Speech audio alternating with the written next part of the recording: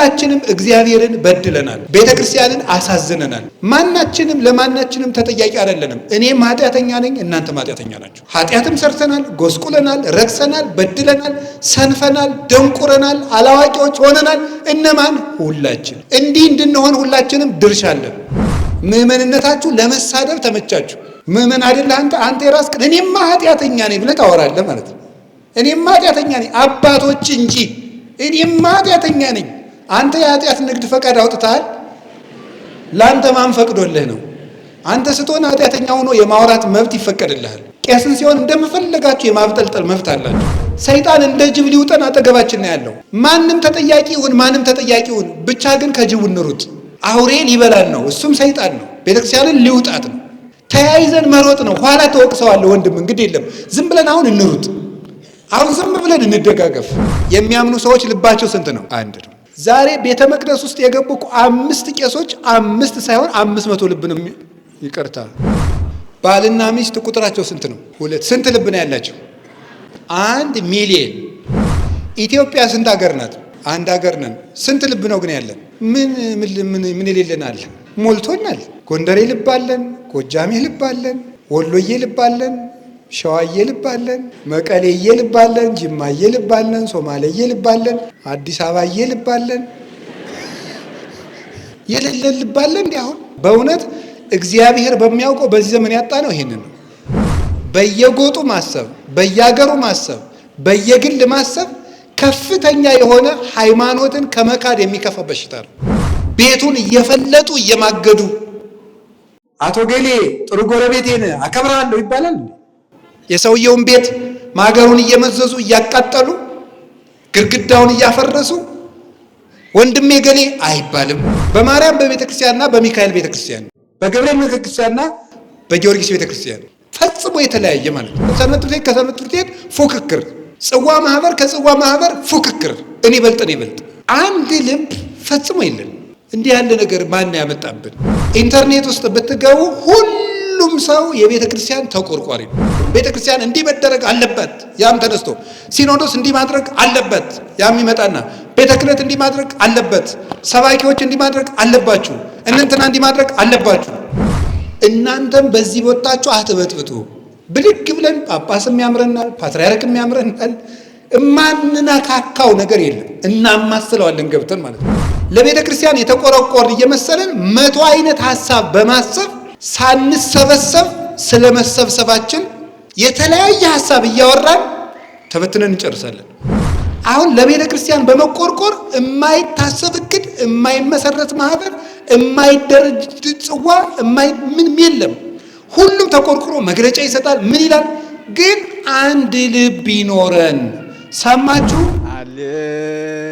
ሃሌሉያ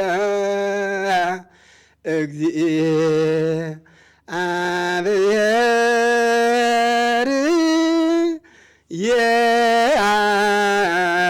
የአብኒ ልሳነ ጥበብህ። በስመ አብ ወወልድ ወመንፈስ ቅዱስ አሐዱ አምላክ። በስመ አብ ወወልድ ወመንፈስ ቅዱስ አሐዱ አምላክ። በስመ አብ ወወልድ ወመንፈስ ቅዱስ አሐዱ አምላክ። ይትባረክ እግዚአብሔር አምላከ አበዊነ ቅዱሳን ዘሰባህ ምህረቶ ለአይሊነ። ምህረቱንና ቸርነቱን ይቅርታውን በሕይወታችን ላይ ያጸናንልን እግዚአብሔር ስሙ የተመሰገነ ይሁን። የእናታችን የቅድስት ድንግል ማርያም የቅዱሳን መላእክትና የቅዱሳን ሁሉ ረድኤት አይለየን።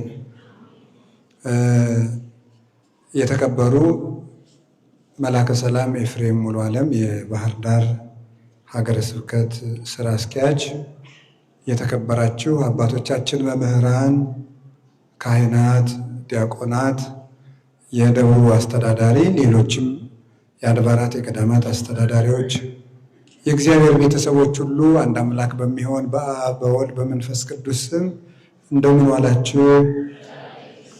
እንዴት ሰነበታችሁ? እንደምን ቆያችሁ?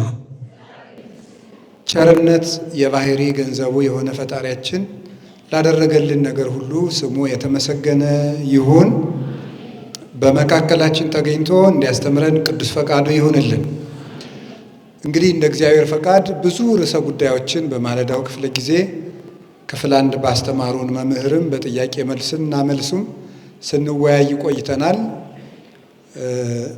ለዕለቱ ግን እንደ ማጠቃለያ የሚሆንን አንድ የመጽሐፍ ቅዱስ ክፍል አንስተን ዕለቱን እናጠቃልላለን ማለት ነው። ለዚያ ማጠቃለያ የሚሆንን ርዕስ አንድ ልብ በሚል ርዕስ ነው። እስኪ በሉ ሁላችሁ። መጀመሪያ ወንዶች ብቻ በሉ፣ እንቅልፋችሁ እንዳይመጣ ሁላችሁ በሉ በሉ። እስኪ ደግሞ እህቶቻችን በሉ፣ እነሱ ይበልጣሉ። አሁን ደግሞ አንድ ላይ በሉ። ስንት ልብ? እንግዲህ የዚህ ጉባኤ የዕለቱ መልእክት አንድ ልብ ነው። ይሄን ይዛችሁ ብትሄዱ ደስ ይለኛል። የዕለቱ መልእክታችን ምንድን ነው? አንድ ልብ። እሺ፣ የሐዋርያት ሥራ ምዕራፍ 4 ቁጥር 32 ላይ የምናገኘው የመጽሐፍ ቅዱስ ክፍል ነው። እንግዲህ ምን ብሎ ይናገራል?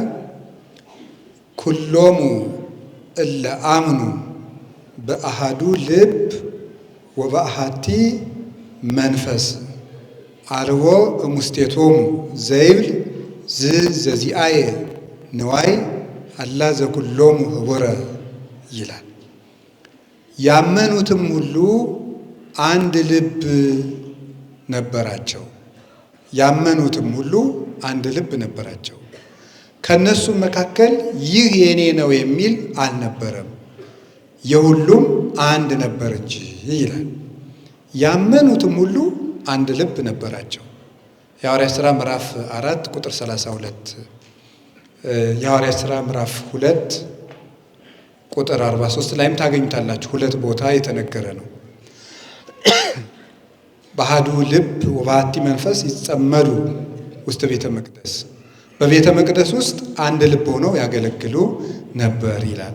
ይህንን ቃል የጻፈልን ቅዱስ ሉቃስ ነው። የሐዋርያት ሥራን የጻፈው ቴዎፍሎስ ለሚባል አንድ ንጉሥ እንዲያው የሐዋርያትን ስማቸውን እስኪ ዘርዝረ ንገረኝ ብሎ መልእክት ላከበት። ንጉሡ ቴዎፍሎስ የሚባለው ንጉሥ የሐዋርያትን ስም ዝርዝራቸውን ጽፈ ላክልኝ ቢለው፣ አይ ስምንማ የሚያከብረው ምንድን ነው ብሎ ነው፣ ስራ ነው እንጂ ብሎ ስራቸውን ጽፎ ላከልን። ስም በስራ ይከብራል። ስለዚህ የሐዋርያት ስራ ተባለ መጽሐፋቸው።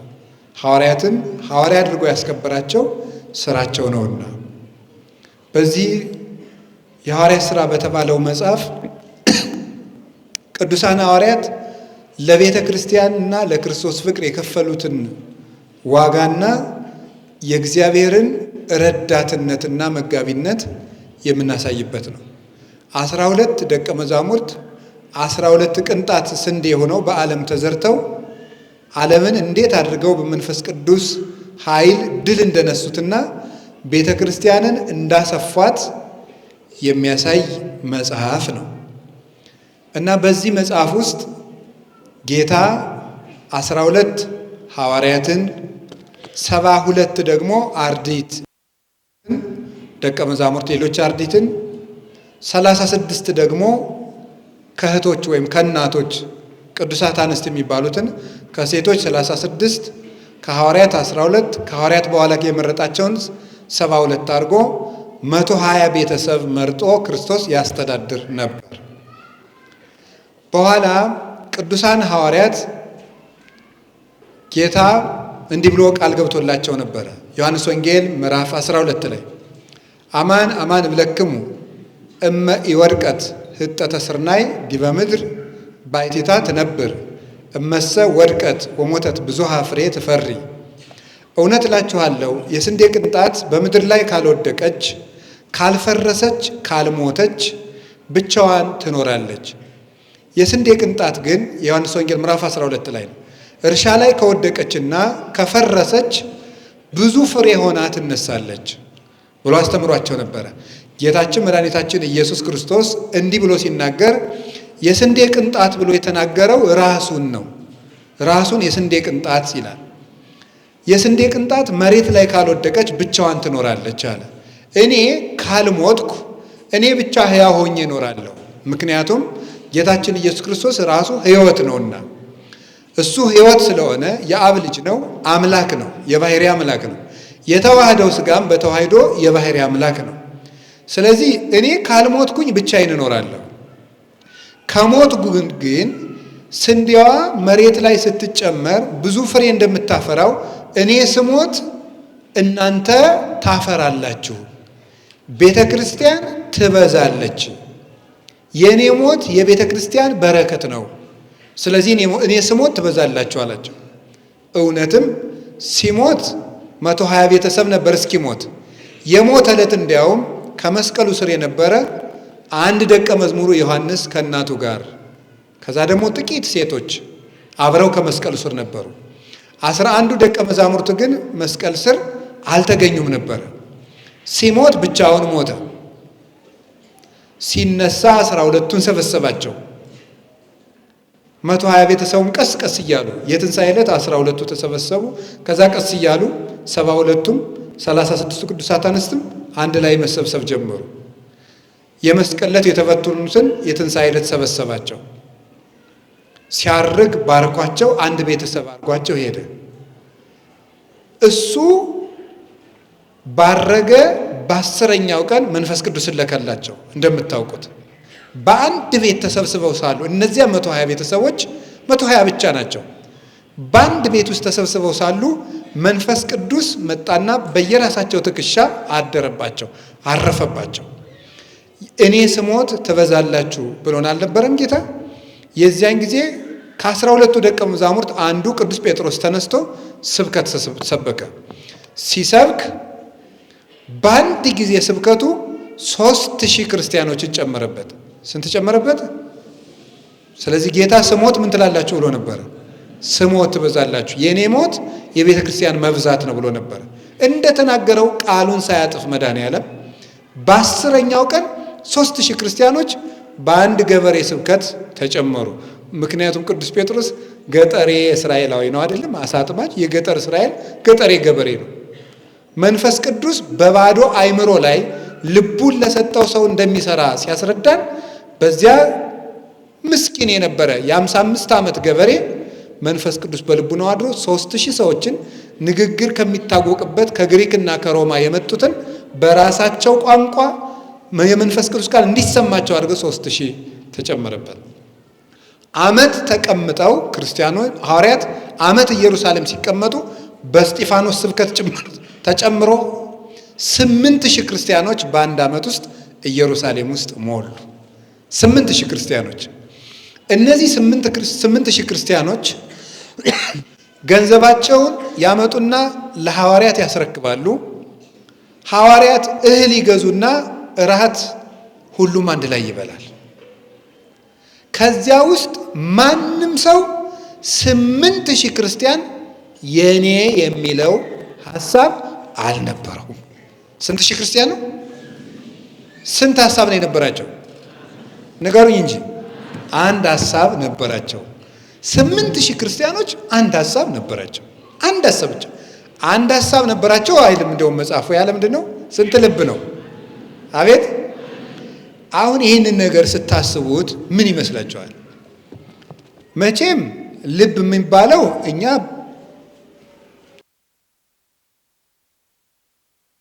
የምትባለው እቺ ደም የምትረጨው ከረጢት ናት መቼስ አይደለም? እቺ ደም የምትቀበለውና የምትረጨው ናት ልብ የተባለችው። እና አንድ ልብ ከሆነ ሁላቸውም እያወጡ ጥለው በሆነ ሰው አንድ ልብ እያሰቡ ነው? ወይም በዛች ደም በዛ በአንድ ሰው ደም እየረጩ ነው በአንድ ሰው ልብ? እንደሱ ማለት መቼስ አይሆንም። እና ልብ የሚባለው ምንድን ነው? ልብ ሰው የሚያስበው በልቡ ነው በጭንቅላቱ ነው? ንገሩኝ እንጂ ሰው የሚያስበው በዚህ ነው በዚህ ነው? በዚህ ነው በዚህ ነው? እስኪ የምታስቡበትን ንኩት። ለማንኛውም እንዳንረባበሽ ንኩ፣ የምታስቡበትን ማሰቢያችሁን ንኩት። በምን አውቃችሁት ነው? እኔ የሚመስለኝ ያወቃችሁት እንደው ብዙ ሊቁ ናችሁ ሳይሆን ያወቃችሁት በጣም ብዙ ስትጨናነቁ ሎድ እንደበዛበት ቴሌቪዥን እየሞቃችሁ እዚህ ላይ ይመስለኛል። በዚያ ባትማሩ እንኳን ሲነዳችሁ ታውቁታላችሁ። ራስህን ፈልጦ ሲጥልህ ቢያንስ በዚህ ይገባል፣ በዚህ እንደምታስብ ነው። እንደው በቃ የአእምሮ ባለሙያ መሆናችን ይቅርብን። እንደዚያ ከሆነ ልብ ማለት ማሰብ ነው። ልብ እውቀት፣ አእምሮ ማለት ነው። ልብ የሚለው ቃል ግዕዝ ነው። ልብ ማለት አእምሮ ማለት ነው፣ እውቀት ማለት ነው። ልባዌ ማለት ማስተዋል፣ ልብ ልባዌ፣ ለቦት ማለት ማስተዋል፣ እውቀት፣ አእምሮ ማለት ነው። ስለዚህ ልብ ማለት እውቀት ከሆነ ለምንድን ነው ይቺ ደም የምትረጨው ልብ የተባለች? ለምን ይመስላችኋል? ለምንድን ነው እንደዚህ የተባለበት ምክንያት ሰው ነፍስ አለው። ነፍስ ስራዋን የምትሰራው እዚህ ውስጥ ነው። እዚህ ላይ ነው የምትሰራው። ይሄ የነፍስ የስራ ፋብሪካዋ ነው። ይሄ ቦታዋ ነው፣ ስራ ቦታዋ ነው። ይሄ ሐሳቧን የምታዘጋጀው እዚህ ውስጥ ነው። ይሄን ተጠቅማ ነው። ነፍስ ደግሞ ሰውነት ውስጥ እንድትኖር ደም ያስፈልጋታል። ደም ከደረቀ ቀጥታ ደም ከተማዋ ስለሆነ ነፍስ ጥላው ትሄዳለች። ነፍስ ጥላው ስለምትሄድ የሰው ልጅ ከዛ በኋላ ማሰብ አይችልም ማለት ነው። ስለዚህ ነፍስ እንድትኖር ደም ያስፈልጋታል። ነፍስ እንድትኖር ነፍስ ያስፈልጋል። ነፍስ ደግሞ በደም ማኗሪነት እየኖረች ሐሳቧን እዚህ ውስጥ ታዘጋጃለች። ብዙ ደም ነው የሚለቀቀው። እንግዲህ ትልቁ የደም ጋን ወደ ጭንቅላት የሚሄደው ነው። ስለዚህ በዚያ መሰረት አእምሮዋን ደም ውስጥ ትኖርና ሐሳቧን እዚህ ላይ ታዘጋጃለች ነፍስ። እና በዚያ ምክንያት ይገርማችኋል፣ ከተማይቱ ከረጢቲቱ በነዋሪው ምክንያት ምን የሚል ስም አገኘች? ነገሩኝ እንጂ ልብ። ምክንያቱም ነዋሪዋ ነፍስ አስተዋይ ስለሆነች በነዋሪቱ በነፍስ ምክንያት ከረጢቲቱ ልብ። ለምሳሌ የአንድ ሀገር ንጉሥ ወይም የአንድ ከተማ ከንቲባ በመኪና ሲመጡ መኪናው ሲመጣ ምኑ መጡ ትላላችሁ? ንጉሱ መጡ ትላላችሁ? ንጉሱ ናቸው መኪና ነው ግን እየመጣ ያለ? ንገሩኝ እንጂ። ስለዚህ ንጉሱ ሲመጡት መኪናው ናቸው እንዴ? መኪናው መጡ መቼም አትሉ፣ ንጉሱ መጡ ነው። ለምንድን ነው ንጉሱ መጡ የተባለ? መኪናይቱ ውስጥ ባለው ሰውዬ ምክንያት ንጉስ ተብላ ተጠራች ማለት ነው። ማደሪያ ባዳሪ፣ አዳሪ በማደሪያ ይጠራል ይባላል በቤተ ክርስቲያን አስተምህሮ። ልብ የተባለችው እሷ ናት። ስለዚህ ህሊናሁ ለብእሲ መንፈሱ ይእቲ ይላል ቅዱስ አትናቴዎስ ሃይማኖተ አበው ላይ። የሰው እውቀቱ የሰው ልቡ ነፍሱ ናት ይላል።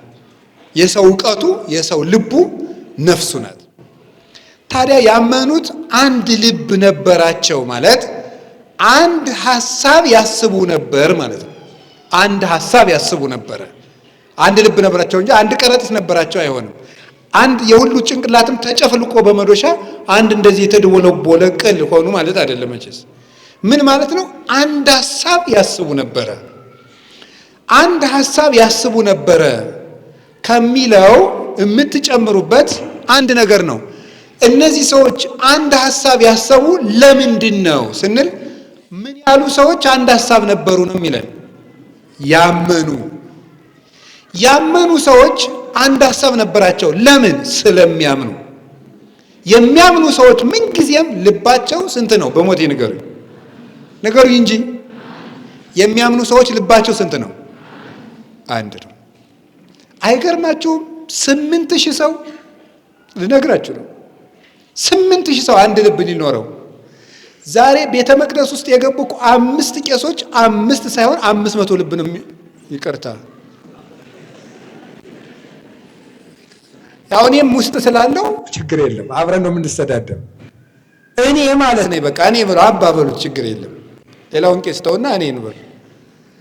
እሱን ተውት። እኔ ብቻዬን ስንት ልብ ነው ያለኝ? ማት ልብ። ስትጸልዩ ይሁት እንግዲህ ማለት ስትጸልዩት። አሁን ራሱ ስንት ልብ ነው ያላችሁ?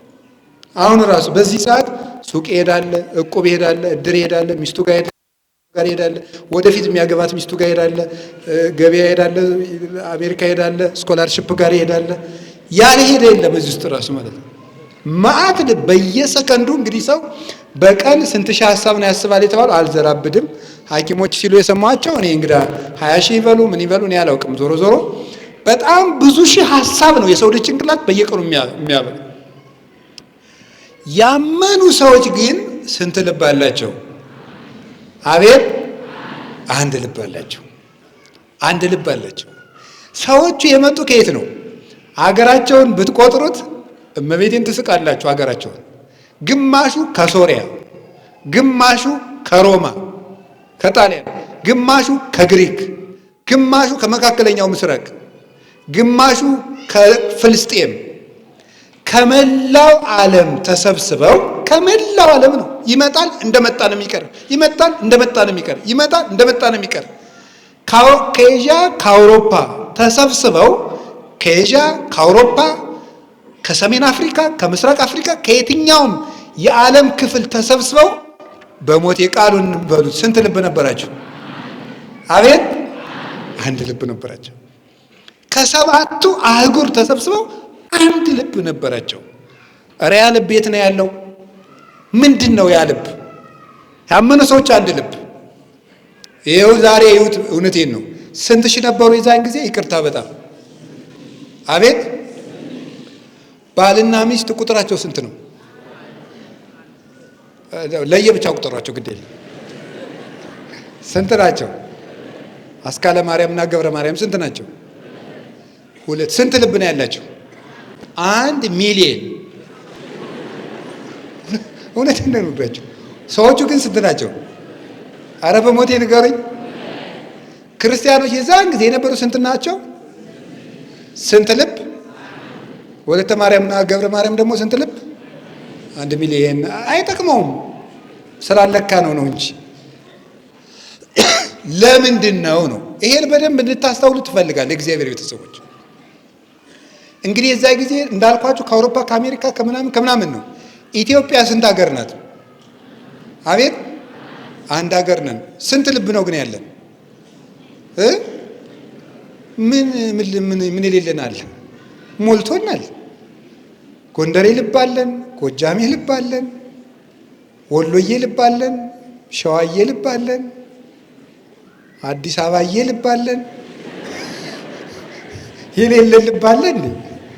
መቀሌዬ ልብ አለን፣ ጅማዬ ልብ አለን፣ ሶማሌዬ ልብ አለን።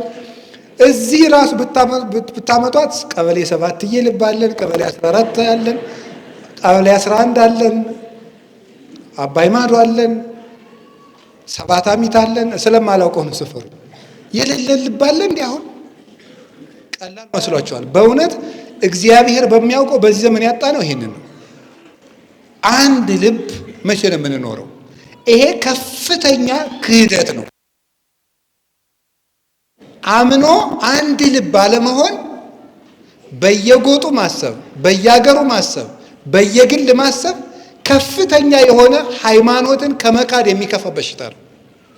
ቅዱስ ዮሐንስ አፈወርቅ የሚለው ልንገራችሁ። እንዲህ ነው የሚለው፣ እየሰማችሁ ነው። የሆኑ ሰዎች አንድ ንጉሥ ነግሶ ለዚህ ሰውዬ ግብር አንገብርም አሉ። ገብሩ አንገብርም አሉ። ይሄ ሰውዬ ንጉሱን አክብረውታል? አላከበሩትም? መልሱ እንጂ።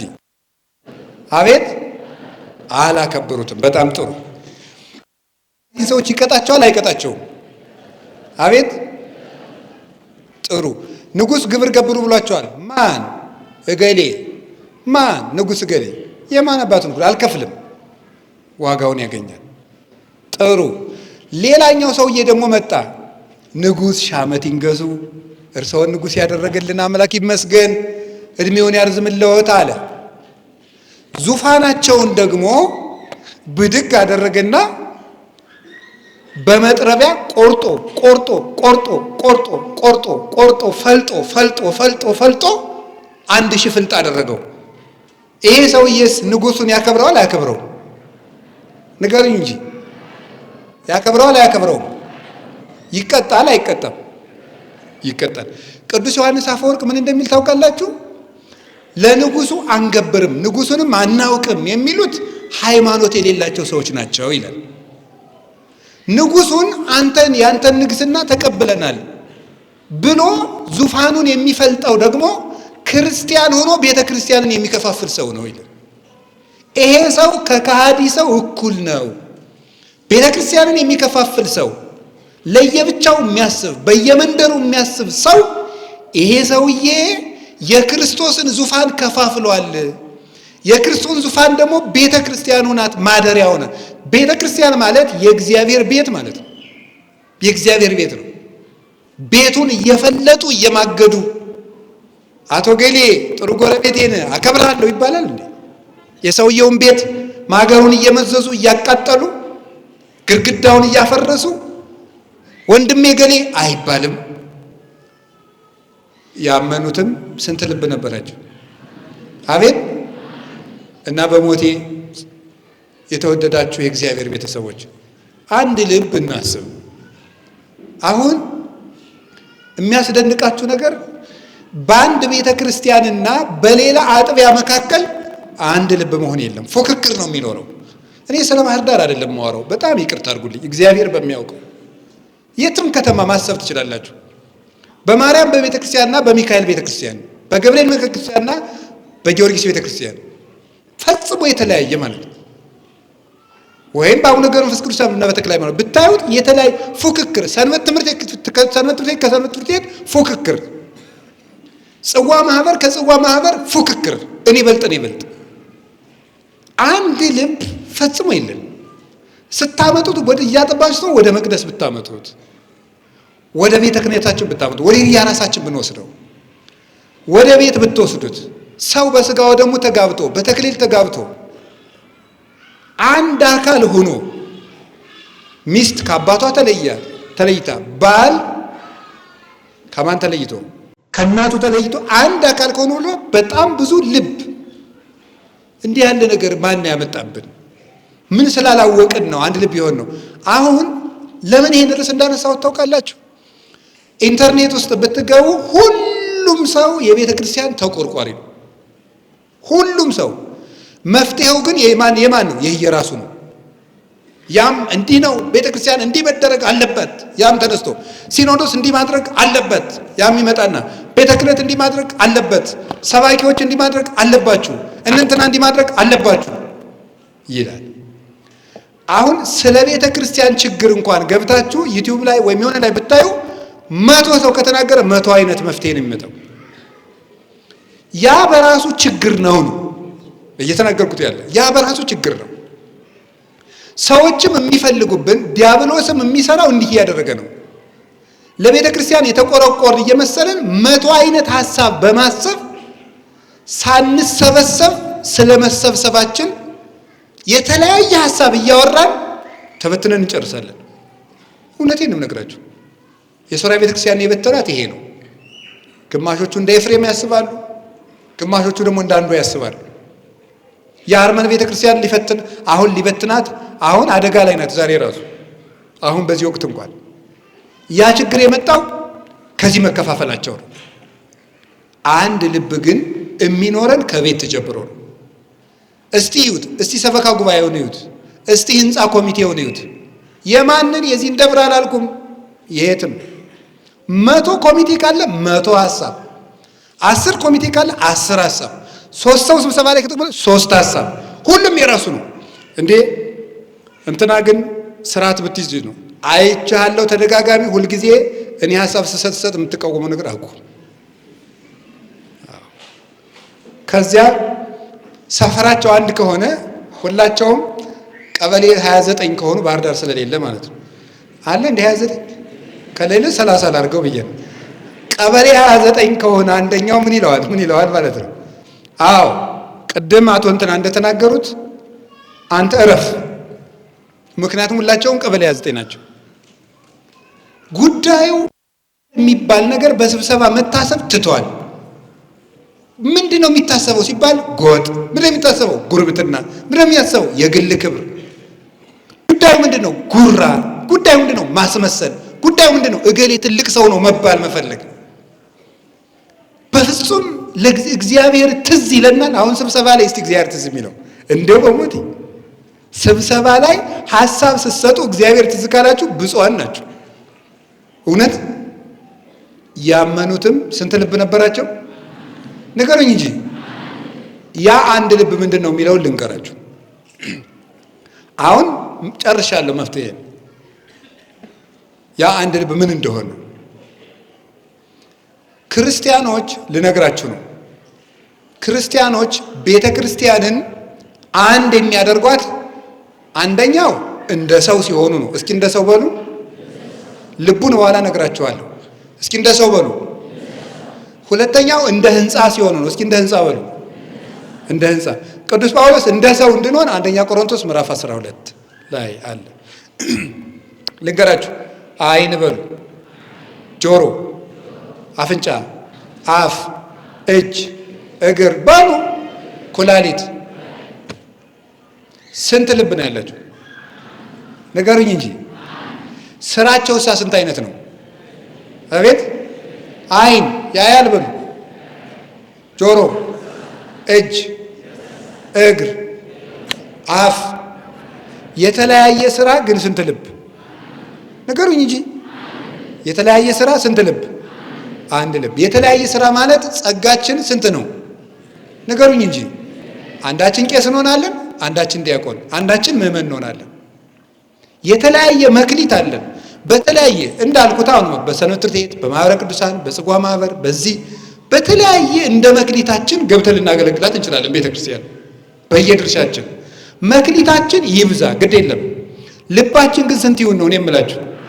አሁን ለቤተ ክርስቲያን በመቆርቆር የማይታሰብ እቅድ፣ የማይመሰረት ማህበር፣ የማይደረጅ ጽዋ፣ ምንም የለም። ሁሉም ተቆርቁሮ መግለጫ ይሰጣል። ምን ይላል? ግን አንድ ልብ ይኖረን። ሰማችሁ? ሰማችሁ ወይ?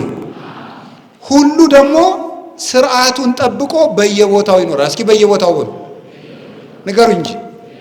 ዓይን ለምሳሌ የት ነው የሚኖረው? ሁልጊዜ ሁላችሁ የራሳችሁን አሳዩ። እዚህ በሉ እንጂ። ጥሩ። ዓይን ከእግር በታች ቢሆንስ? ጫማ ውስጥ ቢሆን በረገጥክ ቁጥር ስታለቅስ ትውላለህ ማለት ነው። ሁሉ የሚያምረው ቦታው ላይ ሲሆን ነው። እስኪ ቦታው ላይ ሲሆን ነው በሉ ንገሩኝ እንጂ። አዎ እግር እያጣበቀ ቢያጎርሰንስ? እንደዚህ ትቢያ ስትቅም ትውላለህ ማለት ነው። ሁሉም በቦታው ነው በሉ እንጂ። ምዕመኑ የምን ስራ ይስራ? ካህኑ የምን ስራ ይሰራል? እናንተም በዚህ ቦታችሁ አትበጥብጡ። ብድግ ብለን ጳጳስም ያምረናል፣ ፓትርያርክም ያምረናል። እማንነካካው ነገር የለም። እናማስለዋለን ገብተን ማለት ነው። ምዕመንነታችሁ ለወሬ ተመቻችሁ ነው።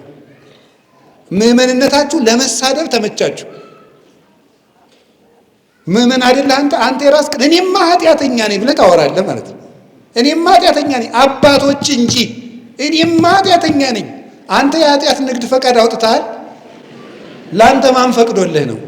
አንተ ስትሆን ኃጢአተኛ ሆኖ የማውራት መብት ይፈቀድልሃል። ቄስን ሲሆን እንደምፈልጋችሁ የማብጠልጠል መብት አላችሁ። ሁላችን የድርሻችን እንወጣ። ማናችንም ለማናችንም ተጠያቂ አይደለንም። እኔም ኃጢአተኛ ነኝ፣ እናንተም ኃጢአተኛ ናችሁ። ሁላችንም እግዚአብሔርን በድለናል፣ ቤተ ክርስቲያንን አሳዝነናል። እንዲህ እንድንሆን ሁላችንም ድርሻ አለን። ኃጢአትም ሰርተናል፣ ጎስቁለናል፣ ረክሰናል፣ በድለናል፣ ሰንፈናል፣ ደንቁረናል፣ አላዋቂዎች ሆነናል። እነማን? ሁላችን።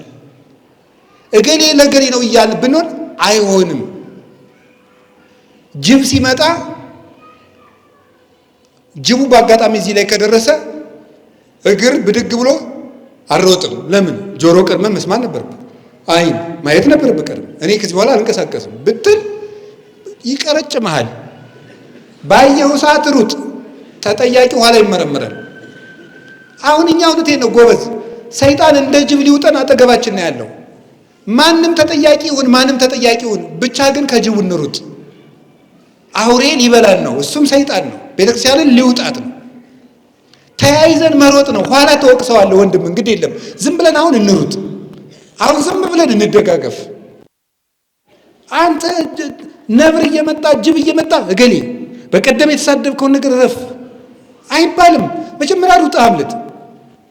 መጀመሪያ ዲያብሎስ ይተወን። መጀመሪያ ከክርስቶስ ጋር እንገናኝ። እኔ የምነግራችሁ እሱን ነው።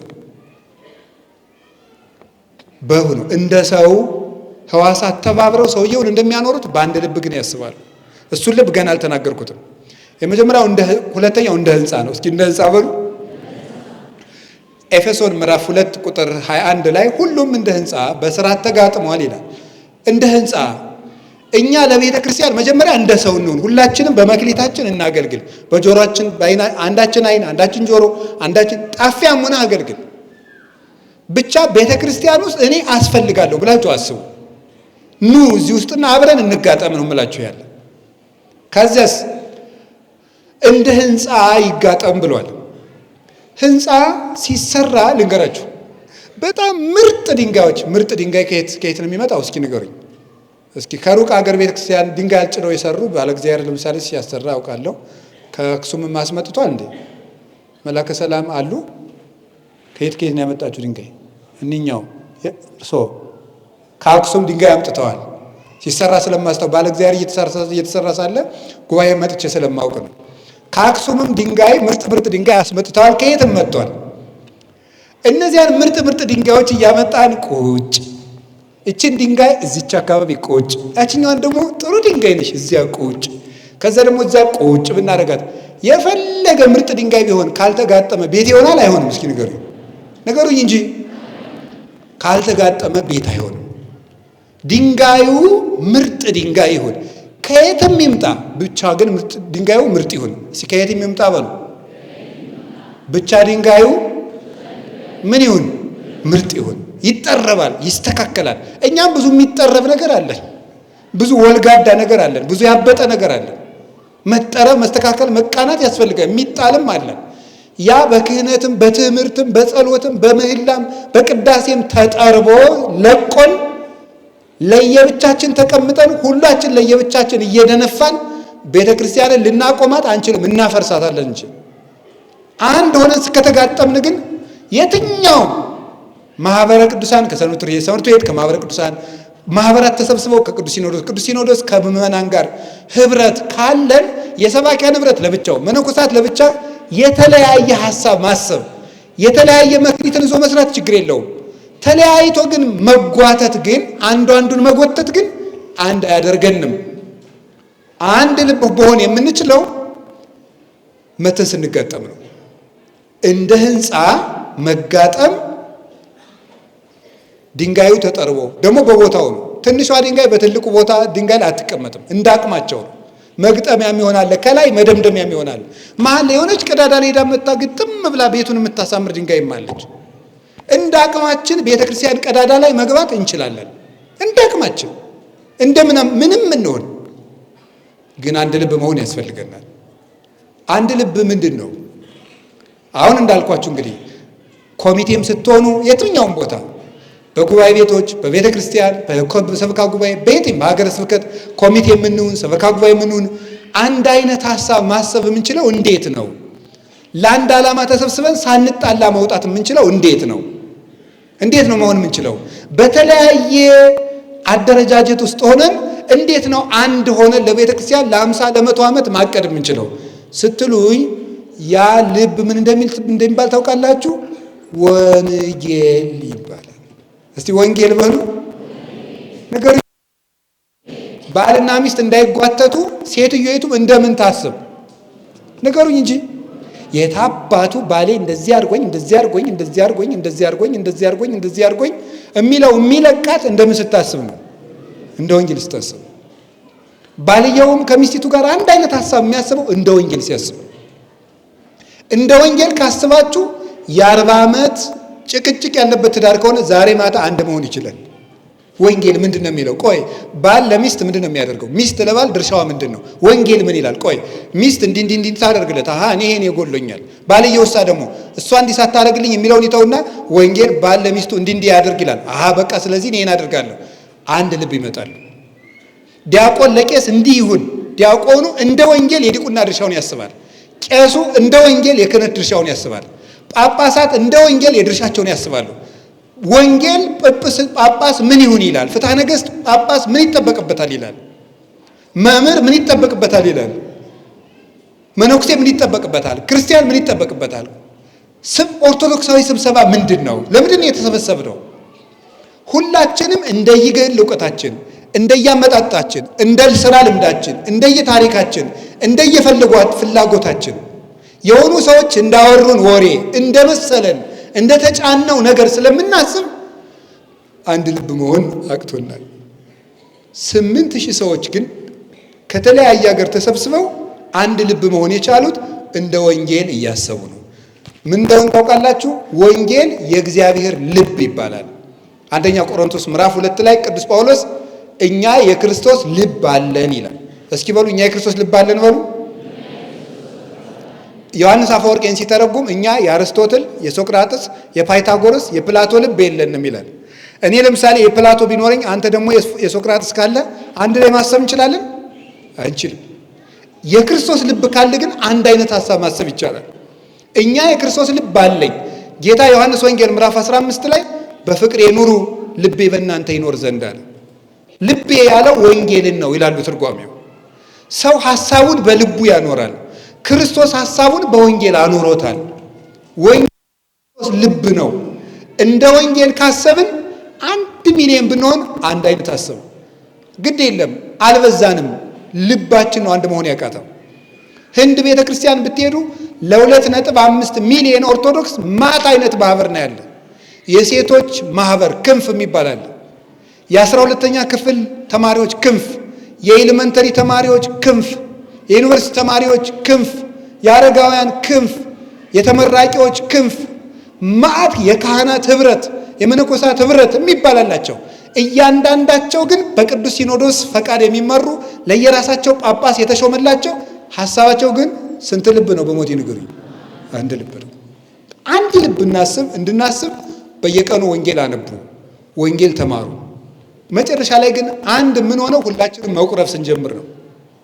ቅዳሴ ስንቀድሰን መጨረሻ ላይ ቄሱ ስጋው ደሙን እየፈተተ ምን እንደሚል ታውቃላችሁ? አንድ ቃል ይላል፣ ሀበነ ንህበር በዘዚአከ መንፈስ ቅዱስ ወፈውሰነ በዝንቱ ጵርስፎራ ከመ ብከ ንሕየው ዘለኩሉ ዓለም። ምን ብሎ ይናገራል?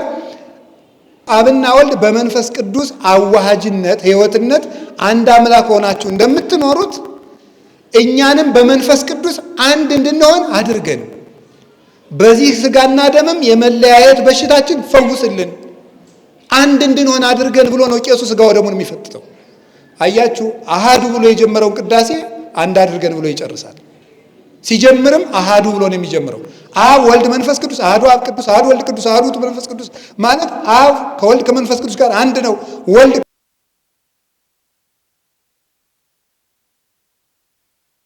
ጀምሮ በአንድነት ይጨርሳል።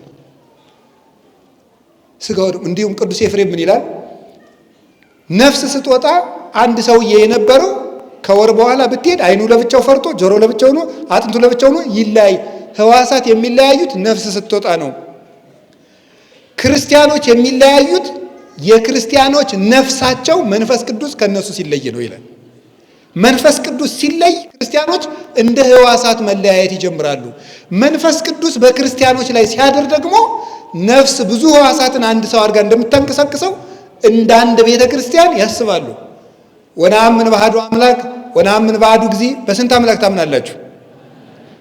ኃጢአት በሚሰረይባት በስንት ጥምቀት ታምናላችሁ?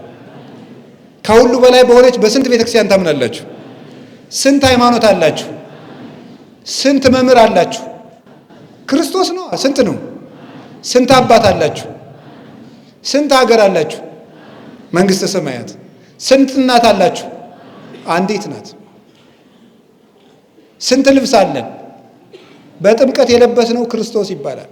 የተጠመቃችሁ ሁሉ ክርስቶስን ለብሳችኋል ስለምን እና የእግዚአብሔር ቤተሰቦች ባለንበት ሀገር ሁሉ ባለንበት ሜዳ ሁሉ አንድ ልብ እንዲኖረን አንደኛ መንፈስ ቅዱስ ይደርብን። መንፈስ ቅዱስ የሚያድርብን በቤተ ክርስቲያን ስንለይ ነው። አግናጤዎስ መንፈስ ቅዱስ የት ነው የምትለኝ ከሆነ ቤተ ክርስቲያን ይችውልህ ይላል።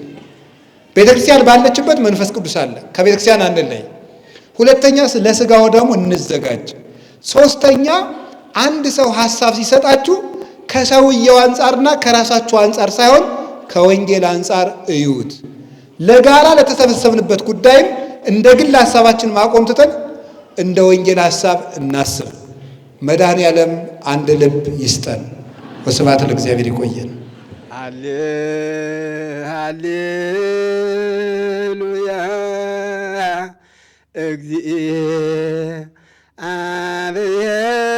እግዚአብሔር